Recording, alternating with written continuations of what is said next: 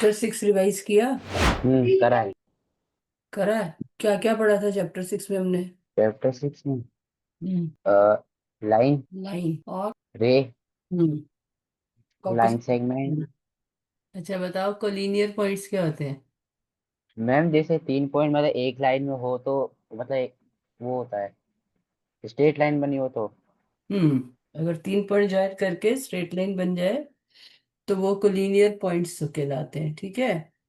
और हम्म। Rohan, non collinear points क्या होते हैं? 3 पॉइंट्स ज्वाइन करके लाइन बन जाए तो कोलिनियर पॉइंट्स, और नॉन कोलिनियर पॉइंट्स जिसमें 3 पॉइंट्स ज्वाइन हो गया। ज्वाइन होंगे फिर। नहीं, वो तो कोलिनियर पॉइंट हो जाएगा। नॉन कोलिनियर तो स्क्रीन पर देख के बताओ, ये एबीसी को लीनियर है, नॉन को लीनियर है? ये अभी तो नहीं है क्योंकि इसमें से लाइन तो पास नहीं हुई, बस पॉइंट लाइन ही। पास करेगी ना, ट्राइंगल बन जाएगी, है ना। हाँ। हाँ, अगर तो हम वैसे फिर ज्वाइन कोलिनियर करेंगे पॉइंट, हैं, फिर कोलिनियर पॉइंट हो जाएगा। क्योंकि यहाँ पर ट्राइंगल बन रही है तो ये नॉन को लीनियर पॉइंट्स हो गए, ठीक है। अगर हम इनको ज्वाइन करते हैं ऐसे करके तो ये हमारे पास जो है स्ट्रेट स्ट्रेट लाइन में तीनों पॉइंट्स नहीं आएंगे। समझ आ गई बात? वैसे तो ट्रायंगल बन जाएगी। तो ये कौन से हो गए? Non collinear points. Collinear points कैसे होते हैं? जैसे ये पॉइंट्स हमने बनाए, अब अगर मैं इनको ज्वाइन करूं तो क्या बनेगी? कोलिनियर। अब समझ में आया, ये नॉट कोलिनियर पॉइंट्स हो गए एबीसी, ये कोलिनियर पॉइंट्स हो गए, ठीक है। ये क्लियर है? हम्म। अच्छा, नेक्स्ट हमने पढ़ा था लीनियर पेयर।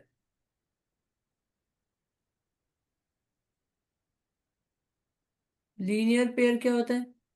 मैम जिसमें स्ट्रेट लाइन बनी हो 180। Linear pair of angles.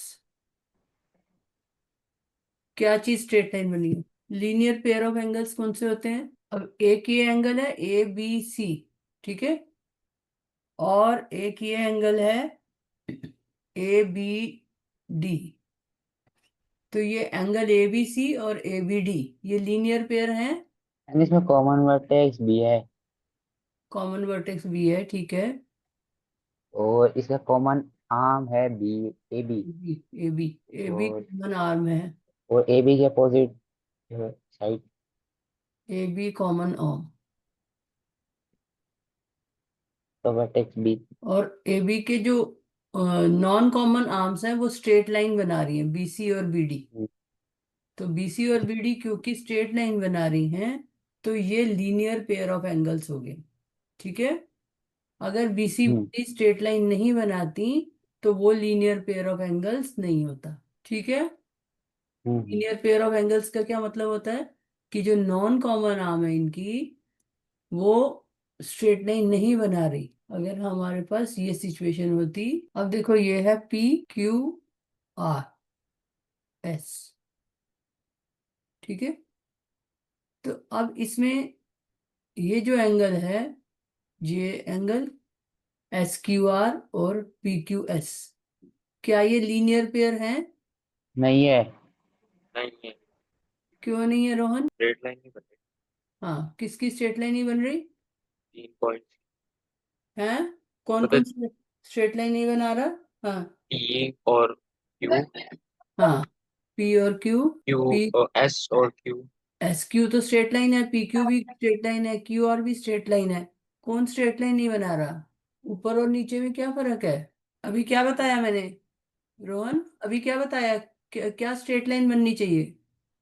जैसे ये ऊपर वाले में है डीबी और बीसी, ये स्ट्रेट लाइन बन रही है। हम्म। डीबीसी मिला के स्ट्रेट लाइन बना रहे हैं। हाँ हाँ। तो इनसे को ज्वाइन करके स्ट्रेट लाइन बन रही है, तो यहाँ पर क्या क्या स्ट्रेट लाइन नहीं बन रही? यहाँ पे P Q R straight line नहीं बन रही। हाँ, P Q R straight line नहीं बन रही, इसलिए ये एडजेसेंट एंगल नहीं है, ठीक है। तो इसमें कॉमन आर्म कौन सी है? सॉरी, एडजेसेंट एंगल्स तो लीनियर पेयर नहीं बन रहे। इसमें कॉमन आर्म कौन सी है? कॉमन आर ये एस और क्यू। S Q. तो ये एंगल एडजेसेंट तो है ना, साथ साथ तो है। पर ये पी क्यू आर जो पॉइंट्स हैं इनकी कॉमन आर्म नहीं बन रही है, तो क्योंकि ये सॉरी, इनकी स्ट्रेट लाइन नहीं बन रही है। तो पी क्यू आर क्योंकि स्ट्रेट लाइन नहीं बना रहे, नॉन कॉमन आर्म्स हैं पी क्यू और क्यू आर। तो पी क्यू और क्यू आर जो नॉन कॉमन आर्म्स हैं वो स्ट्रेट लाइन बनानी चाहिए। अगर वो नहीं बनती हैं तो वो लीनियर पेयर नहीं है। ये भी एडजेसेंट एंगल है, ऊपर वाले नीचे वाले भी, लेकिन ऊपर वाले में डी बी और बी सी स्ट्रेट लाइन बना रहे हैं, यहाँ पर पी क्यू और क्यू आर नहीं बना रहे हैं स्ट्रेट लाइन। तो जब भी non common arm straight line नहीं बनाएगी तो वो लीनियर पेयर नहीं होंगे। ठीक है, समझ में आई? yes, non linear. और जब भी लीनियर पेयर होता है उसमें मैंने कुछ और भी बताया था, लीनियर पेयर में क्या होता है, लीनियर पेयर की क्या प्रॉपर्टी होती है? इसमें कॉमन वर्टेक्स होना चाहिए। नहीं, property sum of linear pair of angles is, 180। हाँ, तो 180 डिग्री। ठीक है, तो sum of linear pair of angles is 180 degree. तो जब भी sum of adjacent angles 180 degree होगा तो वो लीनियर पेयर होगा। जैसे ये वाली सिचुएशन है, इस केस में ये एंगल मान लो 30 डिग्री है, ये एंगल मान लो 50 डिग्री है, तब इनका सम कितना आएगा? 50 + 30 कितना हुआ? 80 में से 80 डिग्री। 80। तो 80 डिग्री है, 180 डिग्री तो नहीं बना, है ना? तो ये इसीलिए नॉन लीनियर पेयर है। तो जब भी नॉन लीनियर पेयर होगा सम ऑफ एंगल 180 डिग्री नहीं बनेगा। और इस केस में जो है ये 180 डिग्री बन जाएगा। ये मान लो 60 डिग्री है, ये 120 डिग्री, तो ये कितना हो जाएगा? 180 डिग्री। तो लीनियर पेयर का सम जो है 180 डिग्री होता है। इसको ऐसे भी समझते हैं कि अगर हमारे पास एक लाइन है और इस लाइन के ऊपर एक हमने ये रे ले ली, तो अगर लाइन के ऊपर हमने एक रे ले ली, ए बी लाइन है, और इसके ऊपर हमने एक ये सी डी रे ले ली, तो ये जो एंगल है इसका सम 180 डिग्री होगा। ठीक है ना? इन दोनों का सम 180 डिग्री होगा। तो sum of adjacent angles is 180 degree. तो इसको इस तरह से, इसी रिजल्ट को तुम्हारी बुक में दे रखा है एज एक्सियम 6.1। इफ रे stands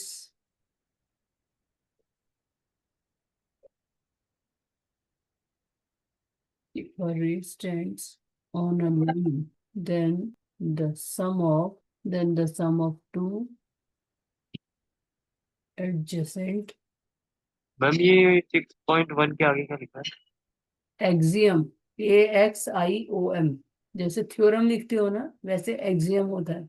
If a ray stands on a line, then the sum of two adjacent angles so formed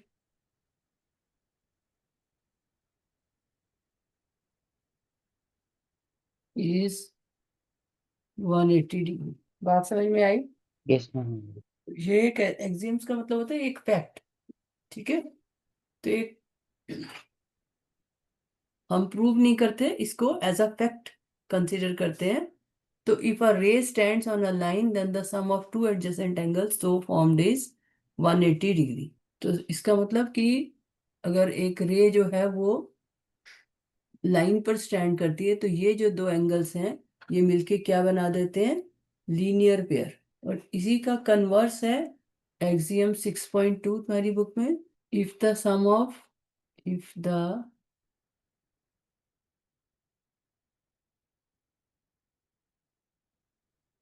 sum of two adjacent angles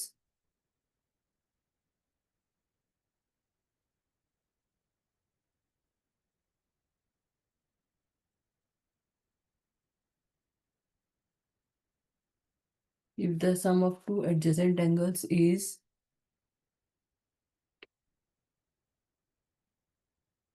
180 degree, इसको तुम याद कर लोगे, ठीक है?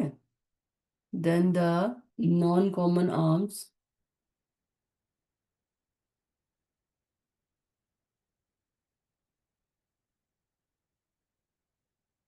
then the non-common arms of the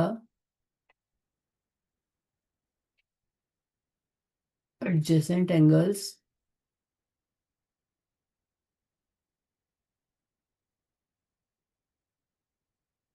form a line। तो अगर सम 180 degree है तो नॉन कॉमन आर्म्स जो है उनकी वो एक लाइन बनाएंगे, ठीक है। और अगर जो है लाइन के ऊपर एडजेसेंट एंगल बने हुए हैं तो उनका सम जो है 180 डिग्री होगा, मतलब कि उसका कन्वर्स भी ट्रू है। ये एक वेरीफाइड फैक्ट है और तुम भी वेरीफाई कर सकते हो अपनी कॉपी में बना के कि एक लाइन ले लो, उसके ऊपर एडजेसेंट एंगल्स बनाओ, दोनों एंगल्स को मेजर करो और फिर देखो उसका सम 180 डिग्री आ रहा है या नहीं हो रहा। कर सकते हो ना? कर सकते हैं। कर सकते हो ना? तो अपने आप बैठ करके इसको वेरीफाई करना। जब चीजें हम वेरीफाई करते हैं तो हमें बात समझ आती है। तो थ्योरम्स को तो जैसे हम प्रूफ करते हैं, इसको हम वेरीफाई करते हैं एक्सियम्स को। तो एक स्ट्रेट लाइन बनाओ, उसके ऊपर एक रे बना दो, दो एंगल बन जाएंगे, उनका सम देखना। नॉट ओनली दिस, अगर तुम ऐसी सिचुएशन लेते हो, जैसे ये तुमने लाइन दी, स्केल स्केल यूज करना, ऐसे फ्री हैंड से मत करने बैठना। और ये तुमने एक रे बनाई ऐसे, ठीक है। फिर एक और रे बना लो ऐसे, ठीक है। तो अब ये हमने एक लाइन दी, ABC, और ये ले लिया D, एक ये ले लिया E। तो ये हमने दो रेज बना दी और ABC एक लाइन बना दी। तब ये तीन एंगल बन गए, इनको तुम प्रोटेक्टर से मेजर कर सकते हो, ठीक है। प्रोटेक्टर से मेजर करके इन तीनों का सम देखो कितना आ रहा है। तो मान लो मैं इसको x कह दूं, इसको y कह दूं, इसको z कह दूं, तो तुम निकाल सकते हो ना प्रोटेक्टर से x कितना है, y कितना है, z कितना है ना? फाइंड आउट कर सकते हो अपनी कॉपी में बना के। Yes sir. तो फिर उसके बाद x plus y plus z check करोगे कितना आ रहा है। तो अगर तुमने लाइन ठीक से बनाई है ABC, बिल्कुल स्ट्रेट लाइन बनाई है, तो ये x plus y plus z जो है सम करके देखोगे तो ये कितना आना चाहिए? 180। 180 डिग्री। तो ये सम जो है तुम्हारा 180 डिग्री आएगा, ठीक है। समझ में आ गया क्या करना है? Yes sir. तो ये एंगल्स तुम अपने आप ये बनाना, ये बनाना, उसके ऊपर ये एंगल्स की वैल्यू निकालना और फिर लिख के मुझे भेजना, ठीक है।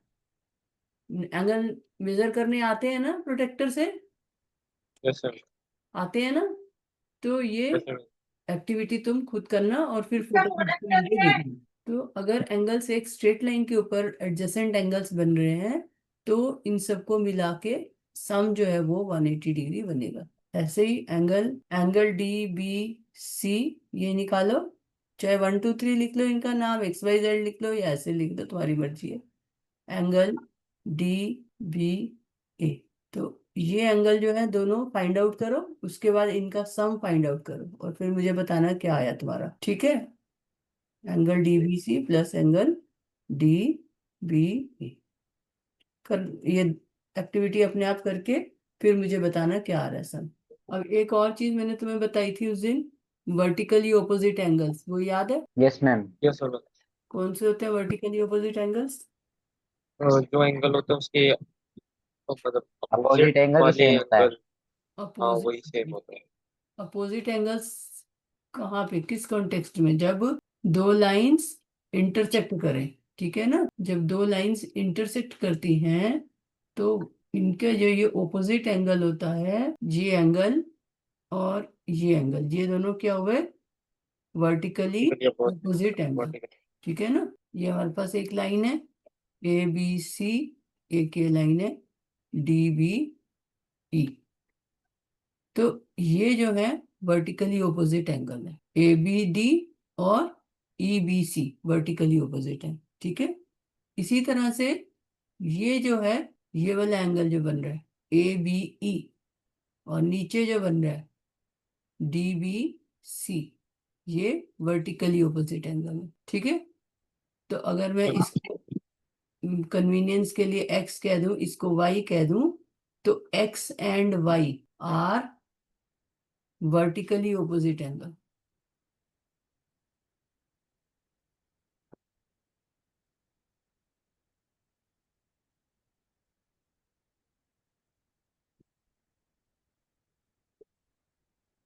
इसी तरह से इसको तुम z कह दो, इसको w कह दो, तो z and w are vertically opposite angle. ये पढ़ाया था मैंने उस दिन।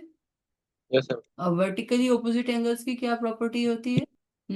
वर्टिकली ओपोजिट एंगल्स की क्या प्रॉपर्टी होती है? 90 होगा। 90 बताया था, क्या बताया था उसी मैंने? रिवाइज ही नहीं करते हो तुम लोग के साथ दिक्कत तो ये ना, रिवाइज ही नहीं कर सकते। मैम वो इक्वल होते हैं। हाँ, if two lines intersect each other. अब ये सारे रिजल्ट्स दिमाग में बिठाने हैं जो आज मैंने बता रही हूँ, याद करना है इनको बैठ के।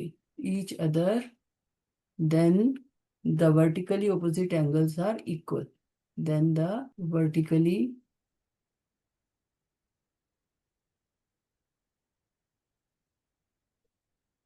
opposite angles are equal. तो अगर दो लाइंस इंटरसेक्ट करती हैं तो जो वर्टिकली ऑपोजिट एंगल्स बनते हैं वो इक्वल होते हैं। ठीक है, समझ आ गया? ये थ्योरम है। पहले मैंने क्या बताया था? एक्सियम। एक्सियम क्या है? जिसको तुम वेरीफाई करके, एक फैक्ट है जिसको तुम वेरीफाई कर सकते हो। थ्योरम है, इसको तुम प्रूव कर सकते हो। तो इसको हम प्रूव कर सकते हैं कि यहाँ पर z जो है वो w के इक्वल होगा, x जो है वो y के इक्वल होगा। स्कूल में ये चैप्टर पढ़ाया है? यस मैम पढ़ाया है। तो इसका प्रूफ कराया था? नहीं प्रूव नहीं कराया था, बस इसे बताया। ऐसे ही बता दिया, प्रूफ नहीं करा। अब देखो इसका प्रूफ कितना सिंपल है। ये x प्लस z, ठीक है, चलो मैं इसको x प्लस z, ये किसके इक्वल होगा? क्या? x plus Z. एक्स मैंने क्या लिया है? Angle A B D. Angle A B D को मैंने x लिया, angle A B D equal to मैंने x लिया, और एंगल ए बी ई को मैंने z ले लिया। ठीक है, तो ये x प्लस जेड किसके इक्वल होगा? 180 के। 180 के। ठीक है, रोन क्लियर है ये? चल। 180 के क्यों होगा? x प्लस जेड 180 के क्यों इक्वल होगा? रोहन बोलो। मैम मैं कह रहा था मैम, एक और बार बता दो। क्या कह रहे हैं? मैम यही जो आपने अभी बताया, एक और बार बता दो। तुम बताओ मुझे कि x प्लस जेड 180 डिग्री क्यों होगा? ऐसे लिखो यहाँ पर, let angle A B D equal to A B D, A B D equal to x, angle A B E equal to z, angle D B C equal to w, angle E B C equal to. अब हम ये कह रहे हैं कि x plus z equal to 180 degree होगा। तो ये क्यों होगा 180 डिग्री? गौरव कह रहा है 180 डिग्री होगा। क्यों होगा बताओ रोहन? क्योंकि इन एक्स दोनों को और मिला, जेड, एक्स और जेड का सम। एक्स और जेड का सम।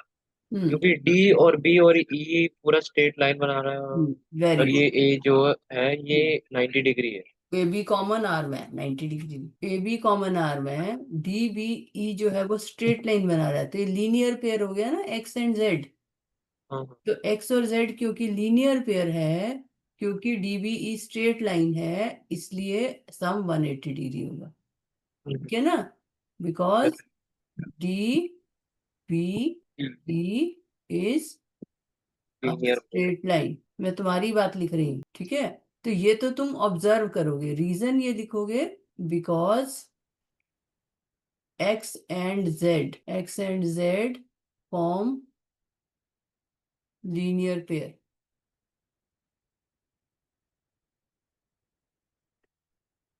ठीक है, या angle A B D and angle A B E form linear pair. ठीक है, तो angle A B D and angle A B E जो है वो लीनियर पेयर है। लीनियर पेयर है या नहीं है वो कैसे पता चलता है हमें? कि जो इसकी नॉन कॉमन आर्म है वो स्ट्रेट लाइन है, तो D B E straight line है। तो ये ऑब्जर्व करो कि ये स्ट्रेट लाइन बन रही है, या ये ऑब्जर्व, ये लिख दो कि वो लीनियर पेयर है, एक ही बात है। तो x प्लस जेड 180 डिग्री हो गया। अब इसी तरह से x प्लस डब्ल्यू कितना होगा? ये भी 180 होगा। ये भी 180 होगा। होगा Rohan? X plus W. Yes. X plus W. Hmm. हाँ हाँ, क्यों होगा? क्योंकि ए और बी और सी स्ट्रेट लाइन बना रहा है इधर। ये बी सी स्ट्रेट लाइन है, ठीक है ना, तो ये भी 180 डिग्री हो गया। तो जब ये 180 डिग्री दोनों है तो इसका मतलब एक्स प्लस जेड जो है वो इक्वल टू हो गया एक्स प्लस डब्ल्यू के। तो जब ये इक्वल हो गए तो दोनों तरफ एक्स जो है वो क्या हो जाएगा? इस इक्वेशन को अगर हम सिंप्लीफाई करें तो क्या आएगा? z इक्वल टू क्या आएगा? अगर x में z ऐड करो और x में w ऐड करो, इक्वल आ रहा है, तो z और w क्या होंगे? 180। हम्म। z और w। 180। इस x को अच्छा, दूसरी तरफ ले जाओ, क्या आएगा? मैं इस एक्स को यहाँ पे प्लस का वहाँ पे माइनस हो जाएगा। हाँ, तो क्या आ जाएगा? z equal to x plus डब्ल्यू minus minus x. Minus x. क्या आ गया? z इक्वल टू एक्स और माइनस एक्स क्या हो जाएंगे? माइनस कट जाएंगे। तो क्या रहेगा? z इक्वल टू डब्ल्यू। डब्ल्यू। हम्म। यस। z और w इक्वल हो गए ना? तो यही हम कह रहे थे कि जो वर्टिकली ऑपोजिट एंगल होते हैं वो इक्वल होते हैं ना। तो यस z सर। और w इक्वल हो गए क्योंकि वो वर्टिकली ऑपोजिट एंगल है ना। Yes sir. हमने इसका प्रूव कर दिया। ठीक है, समझ आई बात? तो जो हाँ। वर्टिकली ऑपोजिट एंगल्स होते हैं, जब भी दो लाइंस इंटरसेक्ट करती हैं तो वर्टिकली ऑपोजिट एंगल इक्वल होते हैं। ठीक है, समझ आई? Yes sir. यहाँ पर तो मैं x को दूसरी तरफ ले गई हूँ, तुम वैसे भी सोच सकते हो। मान लो तुम्हारे पास x प्लस जेड रुपीज हैं और गौरव के पास भी x प्लस डब्ल्यू रुपीज हैं, तो दोनों के पास x x तो सेम ही है और दोनों के पास सेम पैसे हैं, तो इसका मतलब z और w इक्वल होगा ना। ये दो चीजों का सम और ये दो चीजों का सम इक्वल है। जैसे 5 + 10 इक्वल टू 5 +। अब यहाँ पर जो दूसरा नंबर आएगा वो कुछ और आ सकता है यहाँ पर 10 के अलावा।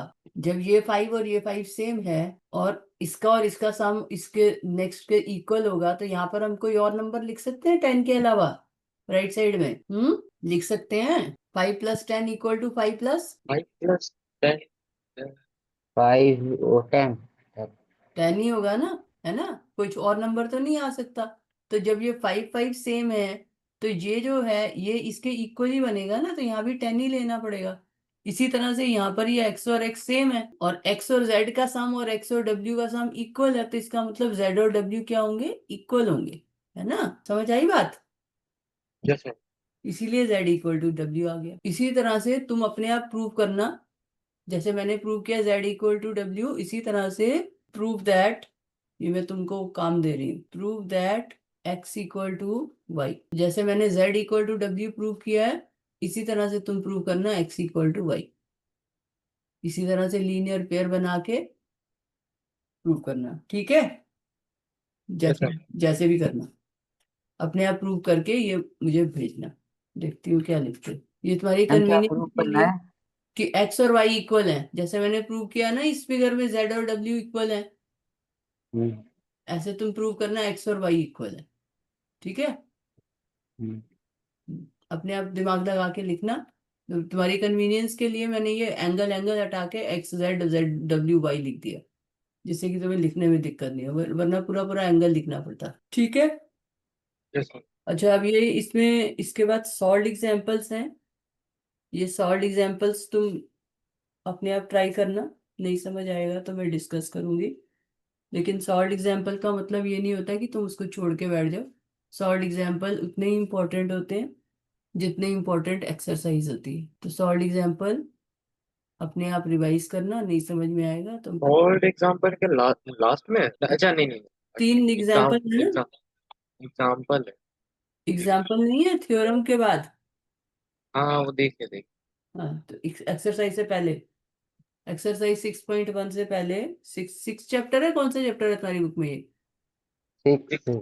6 ही है ना? एक्सरसाइज 6.1 से पहले तीन एग्जाम्पल है, तो वो तुम अपने आप करना।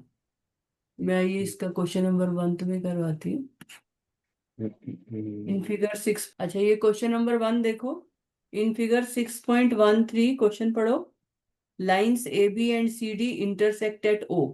If angle A O C plus angle B O E equal to 70 degree, and angle BOD equal to 40 degree, find angle BOE and reflex angle COE। Figure draw करो अपनी बुक में और क्वेश्चन समझ के बताओ क्या करना है। मैम ये फिगर ड्रॉ करो अपनी नोटबुक में और क्वेश्चन समझो और फिर मुझे बताओ क्या करना है, इसमें क्या दे रखा है और क्या करना है। मैम इस क्वेश्चन में दो लाइन है ना इंटरसेक्ट कर रही है, A B and C D. Hmm, A B and C D एक इंटरसेक्ट करिए, ठीक है। Angle O A C plus angle B O E दोनों मिलके 70 डिग्री बना रही है, hmm. And B O D 40 degree. इसमें इसमें एक है कि B O D. Hmm. Ma'am ma'am hmm. Ma'am इसमें बी ओ डी जो 40 दिखाया है, तो इसका उल्टा साइड भी तो सी ओ ए भी तो 40 ही होगा, क्योंकि वर्टिकली अपोजिट है। एक सेकेंड रोहन, एक सेकेंड। हाँ, BOD ये 40 डिग्री है। हाँ। हाँ, अब क्या कर और रहे बेटे। वो सी ओ ए वो हम्म। भी तो वर्टिकली अपोजिट एंगल होके 40 हो जाएगा ना। हाँ बिल्कुल ठीक है, ये बात बिल्कुल ठीक है कि एंगल COA जो है वो भी 40 डिग्री हो जाएगा, वर्टिकली ऑपोजिट एंगल। बिल्कुल ठीक कह रहे हो, गुड। तो एंगल COA इक्वल टू क्या लिखेंगे हम, angle COA equal to angle BOD, है ना। तो BOD और COA इक्वल है, और BOD कितना है, यहाँ लिखेंगे vertically opposite, vertically opposite angles. और वर्टिकली ऑपोजिट एंगल्स क्या होते हैं, इक्वल होते हैं। तो ये रीजन आ गया, तो this implies angle COA equal to 40 degree. ठीक है, ठीक है, इस तरह से रीजन दे के लिखना है, डायरेक्ट ऐसे नहीं लिख देना है, रीजन दो फिर लिखो। तो ये इक्वल होते हैं, तो COA 40 डिग्री, बिल्कुल ठीक कह रहे हो, ये 40 डिग्री हो गया। और हमें क्या गिवन है, और हमें गिवन है angle AOC, angle AOC plus angle BOE, AOC plus BOE, मतलब ये वाला एंगल, ये हो गया ना BOE, ये एंगल और ये एंगल का सम जो है वो तुम्हें 70 डिग्री दे रखा है। और क्वेश्चन है फाइंड एंगल BOE, तो हमें एक तो ये निकालना है कि एंगल BOE कितना है, और एंड रिफ्लेक्स एंगल COE, तो इस पे बाद में आते हैं। अब पहले बताओ ये BOE कैसे निकलेगा। मैम ये 40 डिग्री को 180 में से बी माइनस कर देंगे। बी ओ ई। तुम्हें ये पता है कि AOC प्लस BOE 70 डिग्री है, और COA is same as AOC, ठीक है। AOC कितना है, एंगल AOC कितना है, 40 40। 40। तो 40 degree plus angle BOE equal to कितना हुआ, 70 डिग्री हुआ। तो यहाँ पर एंगल BOE आ जाएगा, ठीक है। एंगल 40 प्लस तो angle BOE 70 degree minus 40 degree कितना हो गया, 30। 30 डिग्री। ठीक है, ये समझ में आ गया कि 30 डिग्री होगा। Yes sir. ठीक है ना, इससे कंफ्यूजन तो नहीं हो रहा ना COA और AOC से, नहीं नहीं। है ना। नहीं तो यहाँ पे AOC लिख लो या यहाँ पर COA लिख लो। मैम ये जो 30 डिग्री आया, ये 30 डिग्री किसका होगा? हम्म, बी ओ, ये 30 डिग्री एंगल किसका होगा? ये आया ना BOE, ये अच्छा बी। ये 30 डिग्री आ गया ना। पर इसमें तो बी ओ ई इसको 70 दिया था। सम दे रखा है 70, ध्यान से देखो। अच्छा हाँ हाँ, AOC सब है प्लस सब है। BOE, खाली BOE थोड़ी 70 दे रखा है। हम्म। और AOC तुम्हारा कितना था, 40 डिग्री, ठीक है। Yes ma'am sir. C O ही निकालना है ना। अब ये तो तो हो गया find reflex, reflex reflex COE, angle COE का रिफ्लेक्स। तो रिफ्लेक्स याद है तुम्हें कौन सा होता है, हाँ हाँ हाँ, कौन सा। 180 से 360 तक। ये जैसे ये एंगल है, ये है AOB, तो ये एंगल AOB हम्म, है ना। तो रिफ्लेक्स एंगल कौन सा होगा, वो क्या कहते हैं, 180 से ज्यादा और 360 से कम। रिफ्लेक्स एंगल कौन सा होता है, ये जो एंगल है ये, दिस इज रिफ्लेक्स, नहीं वही तो 3 डिग्री। जो ये कॉम्प्लीमेंट। बाहर बनेगा, है ना। हम्म ये जो एंगल बाहर बनता है इसको रिफ्लेक्स एंगल बोलते हैं ना। हमने रिफ्लेक्स एंगल पढ़ा था ना, याद याद है ना। हम्म। तो मतलब बुक में तो लिखा हुआ है वैसे में कि 3। 180 से ज्यादा 360 से कम है, बट होता कौन सा एंगल है फिगर में, ये भी तो तुम्हें समझ में आया है। अच्छा। तो हम्म, ये जो एंगल है इसको रिफ्लेक्स एंगल बोलते हैं। तो अब ये हमें सी ओ ई का रिफ्लेक्स एंगल निकालना है, तो मतलब ये पूरा बाहर का एंगल मुझे बताना है ये कितना बनेगा। तो ये जो एंगल होगा, ये जितना, ये जो रिफ्लेक्स एंगल होता है, reflex A O B, reflex angle A O B equal to ये पूरा, क्योंकि 360 डिग्री होता है, पूरा कितना होता है पॉइंट के अराउंड एंगल 360 डिग्री। तो ये पूरा 360 डिग्री होता है, तो 360 डिग्री में से मैं माइनस कर दूं, क्या माइनस कर दूं, 360 डिग्री से क्या माइनस कर दे, 180। 180 नहीं। बेटे ध्यान से समझो, ये जो है ये पूरा एंगल 360 डिग्री होता है ऐसे, हम्म। ठीक है। पूरा 360 डिग्री होता है और मुझे सिर्फ कितना चाहिए, ये बाहर बाहर का चाहिए, तो 360 डिग्री। अच्छा, हम्म। ये 30 और 40 को प्लस करके माइनस कर दूँ? उसको छोड़ो, पहले इस फिगर में बताओ। रिफ्लेक्स ए ओ बी किसके इक्वल होगा, 360 डिग्री माइनस, ये जो नीचे फिगर बनाई है पहले इसमें बताओ, रिफ्लेक्स ए ओ बी किसके इक्वल दिख रहा है तुम्हें इस फिगर में। 360 है। 360 तो ये पूरा होता है यहाँ से लेके वापस यहाँ तक, 360 डिग्री तो ये पूरा होगा ऐसे। हमें ओ ए से स्टार्ट करके ओ बी तक आना है। ये इधर देखो, ये पूरा एंगल जो होता है, पूरा सर्कल जब पूरा हो जाता है तो वो 360 डिग्री होता है ना पूरा। हम्म। ये ऐसे पूरा हो जाना चाहिए तो 360 डिग्री होता है ना। ये हाँ। ये जैसे है, ये पूरा 360 डिग्री होता है ना। अब मुझे ये पूरा तो नहीं चाहिए, मुझे यहाँ से यहाँ तक चाहिए। यहाँ से स्टार्ट कर रहे हैं हम, यहाँ से नहीं स्टार्ट कर रहे हैं, नीचे से ओबी से नहीं स्टार्ट कर रहे, ओए से स्टार्ट कर रहे हैं। तो ये जो बाहर का एंगल है ये 360 डिग्री माइनस क्या आएगा, ये अंदर का एंगल। हाँ, तो 360 डिग्री माइनस ए ओ बी। तो 360 डिग्री में से हम माइनस ये अंदर का एंगल कर देंगे तो हमारे पास रिफ्लेक्स ए ओ बी आ जाता है। ठीक है, तो अब जैसे मुझे रिफ्लेक्स सी ओ ई निकालना है तो ये कितना होगा, this is equal to 360 degree minus angle C O E. अब सी ओ ई कितना है ये तुम निकाल लो, सी ओ ई किसके इक्वल होगा। मैम 40 और 30 को प्लस करके 180 में से माइनस कर देंगे। हाँ, इन तीनों का सम 180 डिग्री होगा, क्योंकि ये स्ट्रेट लाइन है, ए बी स्ट्रेट लाइन है ना। तो हमारे पास ये रिजल्ट हुआ, angle A O C plus angle C O E plus angle E O B equal to 180 degree हुए। ठीक है, तब एंगल ए ओ सी कितना हुआ, 40 degree, plus angle C O E plus angle E O B कितना, 30 degree. इसका सम हो गया 180 डिग्री। तब निकालो एंगल सी ओ ई कितना आएगा। 110। नहीं, मैं मैं कह रहा हाँ, बोलो। मैं कह रहा था कि पहले 30 को इधर ले जाते फिर 40 को उधर ले जाते। नहीं, बात तो सेम ही होती। किसको बेटे, नहीं, अरे मैं वो कर रहा था ना, 30 को पहले 180 के पास ले गए, फिर माइनस कर दिया, फिर 40 जितना और बचा 30 उसको। दोनों को उधर ले गए।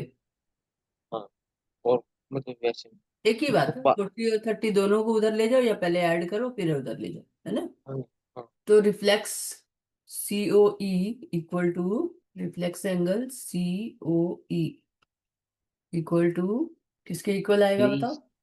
360 माइनस हम्म। 110। हाँ, रोहन तुम्हें समझ में आया क्या किया हमने, yes ma'am, yes ma'am. 360 degree minus 110 degree, तो कितना आ जाएगा, 250। 250। हाँ, ठीक है, समझ आ गया क्वेश्चन। यस मैम आ गया। दोनों को क्लियर है? हम्म। तो स्ट्रेट लाइन के ऊपर जो ये एंगल एडजेसेंट एंगल्स इस तरह से बन जाते हैं, इन सबका सम जो है 180 डिग्री आएगा। ठीक है, ये चीज इसमें यूज। मैम ये रेशियो वाले कैसे करते हैं? रेशियो वाले के करने के दो मेथड होते हैं, बता देती।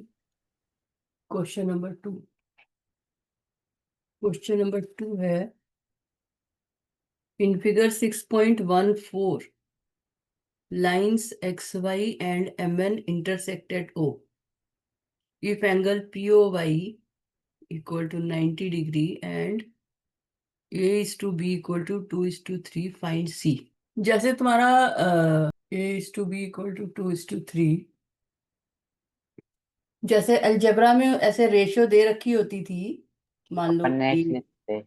एज है किसी की, दो बच्चों की, एक की एज ए है एक की बी है, और A is to B equal to 2 is to 3 ऐसे दे रखा होता था, तो ए इक्वल टू क्या लिखते थे वहां पर? 1 1 2 2। 2 तो नहीं लिखते थे बेटा, याद करो ठीक से, मैथ्स भूलने की चीज नहीं है। याद करो ठीक से क्या लिखते थे वहां अलजेब्रा में, जब रेशियो दे रखी। तुमने किए हुए रेशियो के क्वेश्चन, मुझे याद है। रोहन, तुम्हें याद है वर्ड प्रॉब्लम्स में आता था रेशियो? ठीक से याद करो। रेशियो 2 is to 3 है ना। जैसे ए मान लो 20 हो हम्म। और बी 30 हो, तो रेशियो क्या आएगी ए और बी की? अच्छा 30/B तो क्या? ए मान लो 20 है और बी 30 है, तो रेशियो क्या आएगी ए और बी की? 10 आएगी। फिगर बनाओ, भी बात करते हैं। देखो पहले तो रेशियो का ना बेटे मतलब समझो।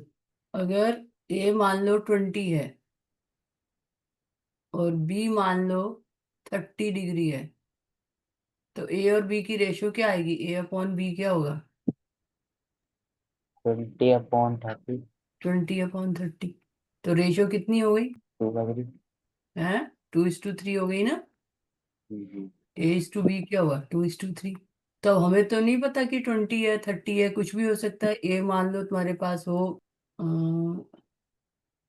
6 और बी मान लो तुम्हारे पास हो 9, तो ए अपॉन बी क्या होगा? 2 अपॉन 9, है ना।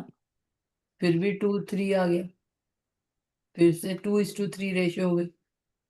ठीक है ना, हमें तो पता नहीं 20 30 है, 6 9 है, 60 90 है, कुछ भी हो सकता है ना, है ना। तो रेशियो का मतलब ये नहीं होता कि A2 और B3। रेशियो मतलब जब हम उनको इस तरह से न्यूमरेटर डिनोमिनेटर में लिख के डिवाइड करते हैं, तो हमारे पास सिंप्लीफाई होके 2 is to 3 बनता है। तो ये कुछ भी हो सकता है, तो हम ये कह सकते हैं A equal to some 2x और B equal to some 3x, कि ये y नहीं x। तो ये 2 और 3 का कुछ मल्टीपल है, तो x इसमें कॉमन फैक्टर है। तो जब हम इसको काटेंगे, x हमें नहीं पता क्या है, x 10 भी हो सकता है, x 30 भी हो सकता है, x 20 भी हो सकता है, कुछ भी हो सकता है।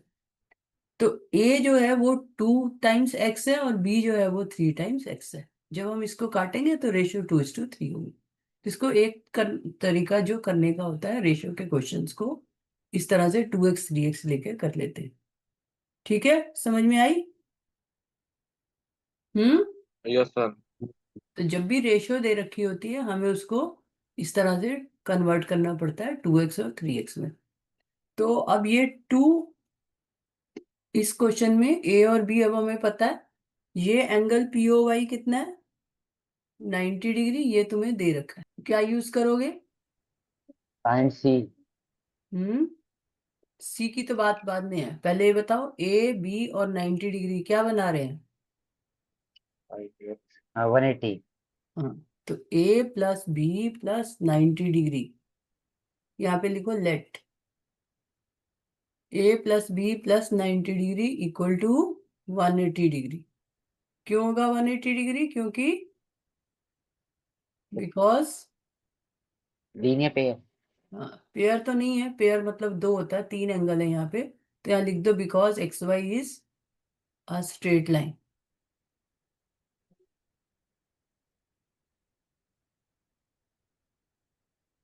ठीक है, हम्म। हम्म। तो स्ट्रेट लाइन पे एंगल बन रहे हैं, तो इनका सम 180 डिग्री होगा। तो अब ए कितना है? 2x और b कितना है 3x plus 90 degree equal to 180 degree. तो ये कितना हो गया 5x इक्वल टू 18 90 उधर ले जाओ 180 माइनस 90 तो 5x इक्वल टू 90 डिग्री। ठीक है समझ में आया। Yes ma'am. तो यहाँ पर अब x की वैल्यू निकाल लो 18 x इक्वल टू 18 है 90/5 90/5 18 ही पाएगी 90/5 कितना आया 18 18। ठीक है तो इसका मतलब a की वैल्यू क्या हुई ठीक है। a इक्वल टू कितना हुआ A इक्वल टू कौन सी- हाँ 18 18 थोड़ी है x18 आया है अच्छा 2 x18 है तो a किसके इक्वल आएगा रोहन मल्टीप्लाई कर देंगे 18 मल्टीप्लाई तो 2x है ना तो 2 a इक्वल टू 2x तो this equal to 2 into 18 degree तो 2 इंटू 18 कितना होता है 46 36 और b इक्वल टू 3x तो 3 इंटू 18 डिग्री कितना आया 54 हाँ 54 डिग्री। ठीक है तो ए बी की वैल्यू आ गई है हमारे पास अब हमें सी निकालना है तो कैसे निकालें क्या यूज करोगे सी निकालने के लिए दोनों को प्लस कर देंगे। कौन से दोनों को मैम ये हम्म 360 और मैम वो 90 है तो सी भी 90 फिगर में देखो ध्यान से तुम्हें सी चाहिए तो क्या यूज करोगे तुम्हें ए की वैल्यू पता है बी की वैल्यू पता है सी निकालना है ठीक है। क्या यूज होगा यहाँ पे ज्योमेट्री में फिगर को ध्यान से देखना पड़ता है बहुत। और तुम्हें अभी तो एक ही कॉन्सेप्ट सिखाया लीनियर पेयर बस जब 25 रिजल्ट हो जाएंगे तो कैसे करोगे ज्योमेट्री। हम्म कोई लीनियर पेयर बन रहा है बन रहे हैं MON MON हाँ MON स्ट्रेट लाइन है ठीक है तो कौन सा एंगल बना रहा है लीनियर पेयर MON पे कौन सा एंगल बना रहा है ये एंगल O ये जो बीच में है।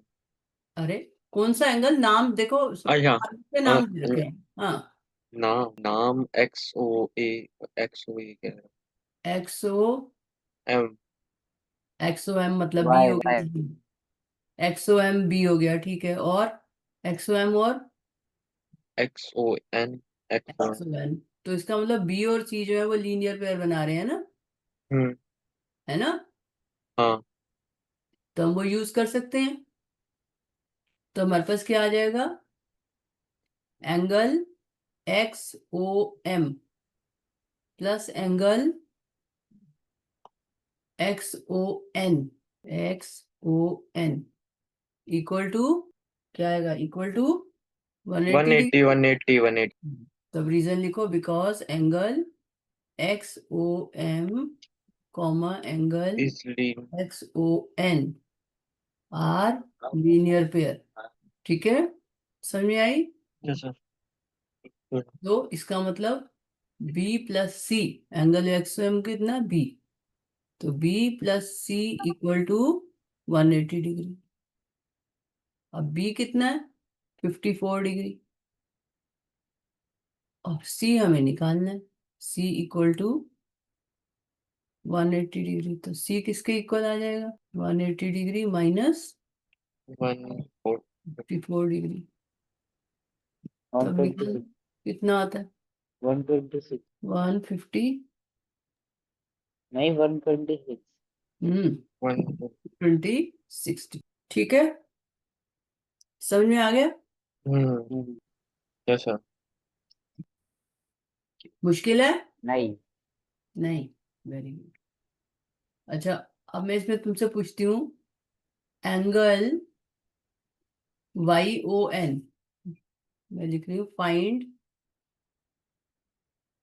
एंगल YON कैसे निकालोगे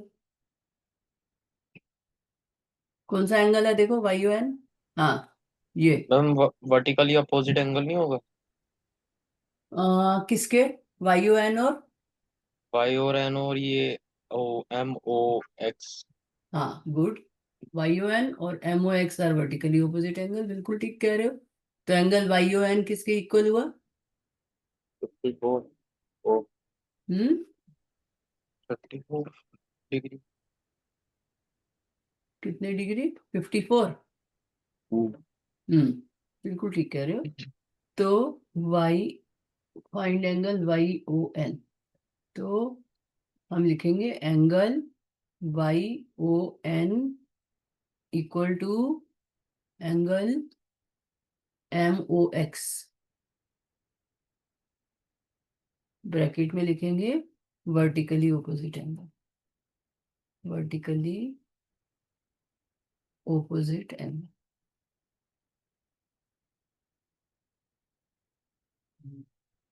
So this implies angle Y O N equal to M O X क्या था? बी था ना, angle Y O N equal to